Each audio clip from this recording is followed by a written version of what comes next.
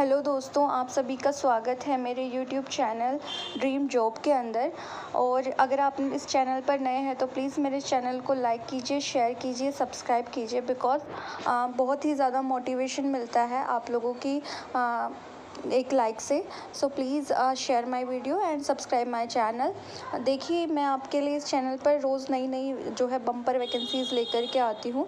तो आज जो मैं वैकेंसी लेकर के आई हूँ वो DU के एक एफिलिएटेड कॉलेज यानी ज़ाकिर हुसैन दिल्ली कॉलेज से जो है ये वैकेंसी आई हुई है। एंड अगर हम इसकी बात करें तो इसमें जो सैलरी होने वाली है वो लेवल 10 की होने वाली, यानी जो 7th सेंट्रल पे कमीशन पे मैट्रिक्स है उसके हिसाब से जो है आपकी सैलरी होने वाली है। यानी आपकी जो है 57,000 से जो है आपकी बेसिक पे रहने वाली है। एंड देन उसके बाद TA DA वगैरह जो है HRA वगैरह आपको मिल करके करीबन आपको 80,000 पर मंथ की जो है सैलरी आपकी रहने वाली है इसके अंदर।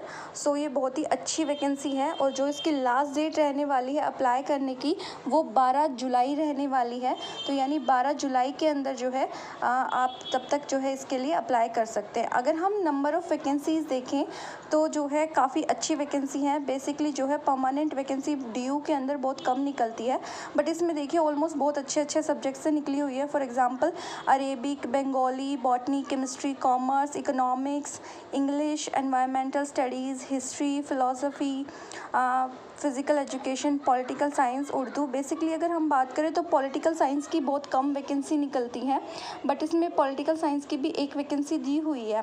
एंड वैसे बाकी जो है इसमें लैंग्वेज की भी जो है दी हुई है एंड साइंसेस की स्ट्रीम से भी जो है वैकेंसी देखने को आपको यहाँ पे मिल रही है। बहुत ही अच्छी बात है। लाइक आप इसके अंदर जा सकते हैं और जो आपका APS स्कोर है उसके हिसाब से जो है आपको शॉर्टलिस्ट कर दिया जाएगा।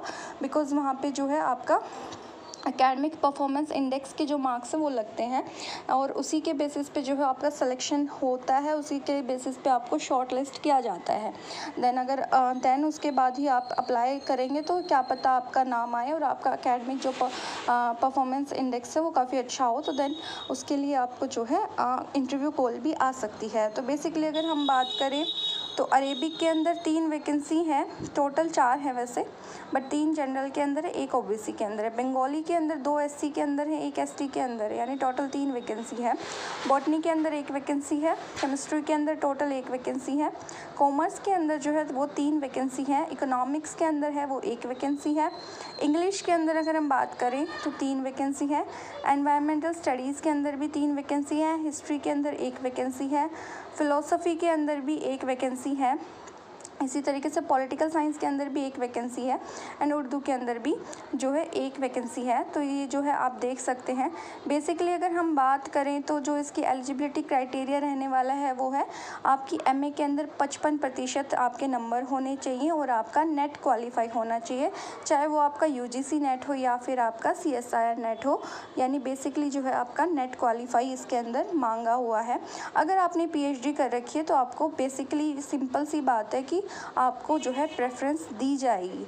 तो अगर आप PhD हैं तो आप श्योर अप्लाई कर दें, बिकॉज़ वैकेंसी बहुत कम निकलती है और परमानेंट बेसिस पे तो DU के अंदर बहुत कम वैकेंसी निकलती है, बहुत कम देखने को मिलती है। तो मे बी क्या पता आपका सिलेक्शन हो जाए, तो बेस्ट आप हैं जो आप कर सकते हैं। तो देखिए इनका जो है कि ये देखा जा रहा है कि इसके अंदर जो प्रोसेस दे रखा है डैट इज़ कि आपको जो है इंटरव्यू के लिए शॉर्ट लिस्ट किया जाएगा एंड जो शॉर्ट लिस्ट किया जाएगा वो अलग है। इसके अंदर शायद आई थिंक 3 प्रोसेस है जिसकी वजह से यानी 3 लेवल के अंदर आपको शॉर्ट लिस्ट किया जाएगा एंड आपके इंटरव्यू के बेसिस पे, यानी आपके इंटरव्यू के बाद जो है आपका जो है परमानेंटली आपकी यहाँ पे जो है वैकेंसी रहने वाली है। बाकी ये परमानेंट वैकेंसी है, इसका आपको पे स्केल अच्छा मिलने वाला है। दिल्ली यूनिवर्सिटी के अंदर असिस्टेंट प्रोफेसर बनने का आपको जो है मौका मिल रहा है और इसके अंदर सिर्फ और सिर्फ आपका जो है बेसिक जो UGC का क्राइटेरिया होता है वो इसमें लिया गया है।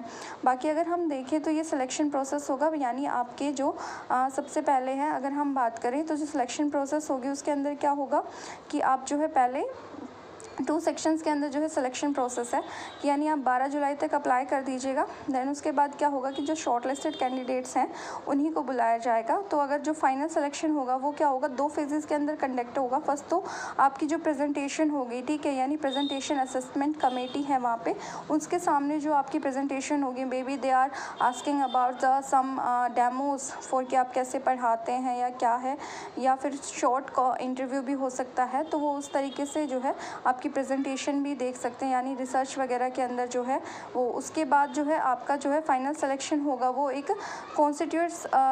कॉन्स्टिट्यूटेड सिलेक्शन कमेटी के थ्रू किया जाएगा, यानी आपका इंटरव्यू होगा।